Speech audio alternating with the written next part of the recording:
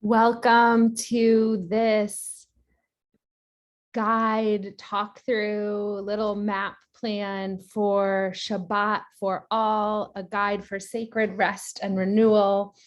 I created this guide as a path towards Shabbat as a feeling state, Shabbat as a resistance movement, Shabbat as a revolutionary lifestyle practice that is rooted and steeped in deep mystical wisdom.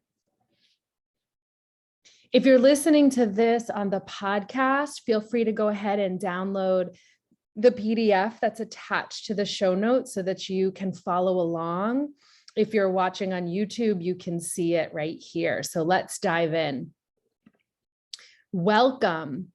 I'm not going to read to you all of the parts that I put into the guide. That would be a waste of time, but I wanted to bring it off the page a little bit and to give you some context and inspiration and meat and development in which to work with this guide.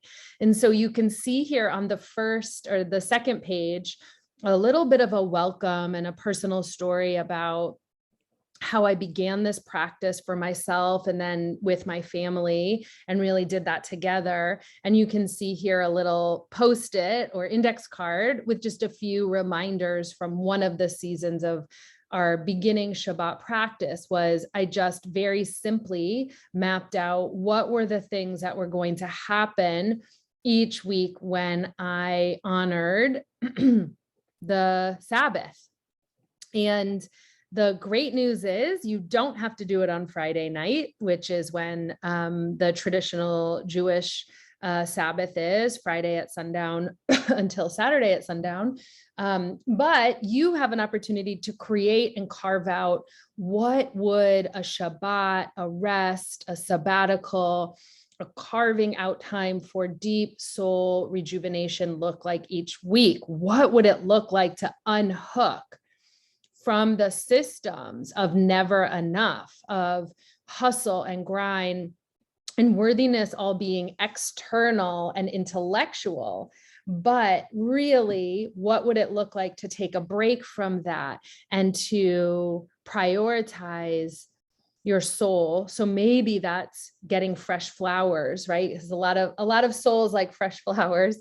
Maybe that's making challah bread or making something that is delicious and meaningful, or buying it and just honoring it. Maybe it's setting the table a certain way or sitting in a certain place. And for me, it's also about naming and working with the intellectual Torah portion, the scripture for the week, and what's my way in. I use a lot of tools that are based and steeped in mindfulness and in awareness and in Jewish mystical traditions, not so much what you might find at sort of a local synagogue on Shabbat, and really talking about the kind of Bible or the Torah from that lens. The text that I work with is much more spiritual, feminist, queer, earth-based, meditative, mindful. It's much more expansive than kind of the local offerings here that I have access to. Okay, so what is Shabbat? It's a commandment. And for those of you who are not into the Bible, like me, I think that's what scared me away. Okay, so basically it's like if I was rejecting anything that was coming through my tradition because I didn't understand it or I couldn't relate to it for a whole bunch of reasons, that's a whole different podcast episode or YouTube episode. I did not know the mystical, soulful, spiritual invitation of Shabbat. I did not have access to that in earlier stages of my life as a young person. And so as I have built, grown, nourished, and cultivated a family, as I have grown roots into my own lineage, as I have studied and been seeking out ways to connect to my people, this is when I started hearing different teachings about Shabbat as this seventh day, this holy day, this time to make love to the divine. Shekhinah, the feminine indwelling presence that is here. Shekhinah, that is life force flowing, creativity beyond, goddess, X, divine, sacred, feminine, all these different ways that we talk about the faces of Shekhinah, that there's a teaching that she comes in, or they come in during that Sabbath period, and that you have an extra soul you're working with, and that the time is so sacred because it's marked each week, that there's this opportunity for really deep soul development. It's just a totally different way of approaching this time than a commandment. And so I talk a little bit here about what does this have to do with us and why does this matter now? And I think it would take you all of 5 minutes to think about your own life and think about the pace, the pain, the priorities, and the scarcity culture that we're living in has really taken over prioritizing the human and prioritizing the beingness of the human and the soulfulness of the human. And so this practice is a practice of resistance, of deep rest and rejuvenation, so that we feel strong, clear, and regenerative for the next day, week, month, difficulty, challenge ahead. I include a link to a study from the Fetzer Institute on spirituality that just really affirms and validates this is needed. Okay, so next I go to a bunch of ideas that you could start generating. Some of them are the things that I've been doing over the years that make Shabbat so delicious. And it's like I've been doing, but they're really all like aspects of not doing. They're becoming the ritual. It's like I have this white, long, flowy nightgown that I love to put on Shabbat night, or even if I'm going on a Zoom prayers for Kohenet, I love to wear that white nightgown. It's like I adorn myself. It's the ritual of putting on the Shabbat, the Sabbath clothing. I have a beautiful black scarf that's got all moon cycles on it, and it's very witchy. I love to put that on Friday night and sing on the Zoom services, or listen to music like Shabbat music from Batya Levine or Ali Halpert or there's so many incredible musicians right now. But here is a list. There's a few kind of FYIs and tips on here that can help you create your own Sabbath ritual. These are just examples. There's nothing you have to do or don't have to do. Since we're not following law, halakha, we're just saying, hey, we declare that we are worthy of sacred rest and renewal in solitude time each week, that we are worthy of that. It's our birthright to have time to be with the indwelling presence, whatever that means to you. Could be nature, could just be deciding for 3 hours every week, I'm going in the woods and I'm going to meditate or bring my journal or just stretch or just sit there or walk, we're not engaging in activities for outcomes. We're not looking to lose weight or count calories or even limit our pleasure. It's an invitation into deepest pleasure, love making, pleasure seeking, sensual qualities. These are the invitations of Shabbat. Honor and receive. So this whole idea of receiving, if our lives are so fast, if the pace is so fast, if it never stops, which the work will never stop, the emails are not going to stop, the to-do lists are not going to stop, the technology, while it is so fabulous and I love it for connection and intellect, it is not going to stop. It is up to us to honor the sacredness of what it means to be human and have a life and be breathing and have the breath of life flowing through you.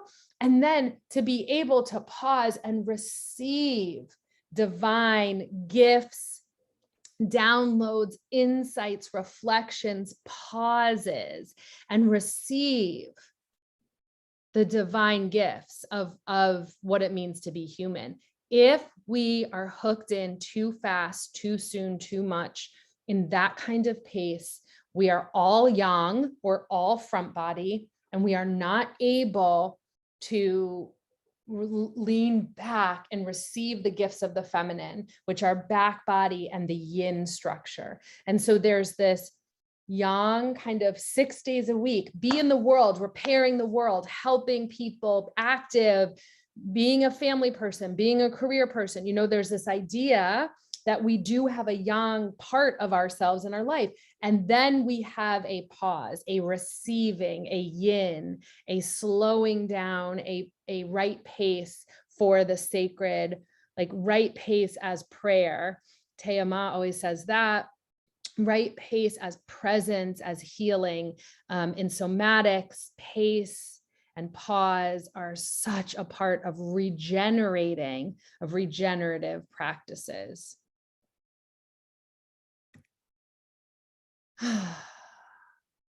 On the next page, I have a picture of some more ideas from the Sabbath Manifesto, which is a great site, just again, kind of declaring that this is important. And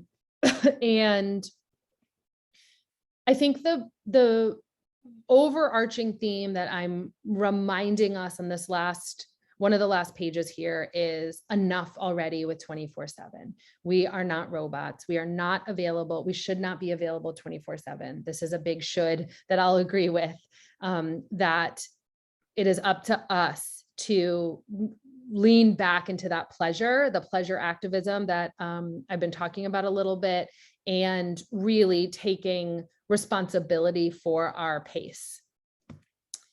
So now what? So we get to, on the last page, just again, more kind of inspiration for you, more suggestions on logistics, gathering materials, giving yourself maybe a Sabbath journal, or maybe, there's like some art you want to do every week. And so you just put out the materials. I keep all the books that I study on Saturday mornings and Shabbat morning together. In Judaism, the days start at night. So that's why it's Friday night to Saturday night. But again, that's my tradition. It doesn't have to be your tradition, and you get to adapt it and find some flexibility. The purpose is carving the time. And then there's a little blessing here for you. And then I created a Shabbat map for myself and a few other resources that are linked here. And then on the last page, I asked a few people in our community, how has Shabbat impacted your life? And got some beautiful responses from some participants. And so I wanted you to hear this, read this from them, and really sink into, I'll read a short one. Taking time off to stop working and just rest and play makes my life feel fun instead of like drudgery. Amazing how just a day or half a day can revitalize my mood, my outlook, and my positive feelings about myself. When I leave all of my life open for work and getting things done or getting ahead, I feel a little breathless, as if I'm about to fall behind. But when I take a day off of rest, suddenly my life feels expansive and full of hope and possibility. So, that is such a gift. And may we all be able to find a life of expansive hope and possibility. There's a song by Ali Halpert. Her album Loosen Loosen just came out, where she sings this line, another world's not only possible. On a quiet day, I can hear her breathing. And this quote, I just got the chills again. Like it just flows through me on Shabbat. I know that another world is possible, one in which we prioritize the soul, the humans, the earth, restoration, rejuvenation, regeneration, And I feel on these quiet days, I can feel her, Shekhinah, divine presence, sacred feminine, breathing life into me, into our world. And it is really magical and really powerful, and has deepened my resilience and capacity to deal with the difficulties of life. And so another world is not only possible, she is on her way. On a quiet day, I hope we can all hear her breathing. So may a Shabbat practice enter your life for meaning and purpose, for power, for deep, deep care and restoration that we need now. We as humans need now. So may we be well, may we be peaceful, may we find ease and joy and health and wealth at all levels for all beings collectively. May our practices influence and impact collective healing and liberation.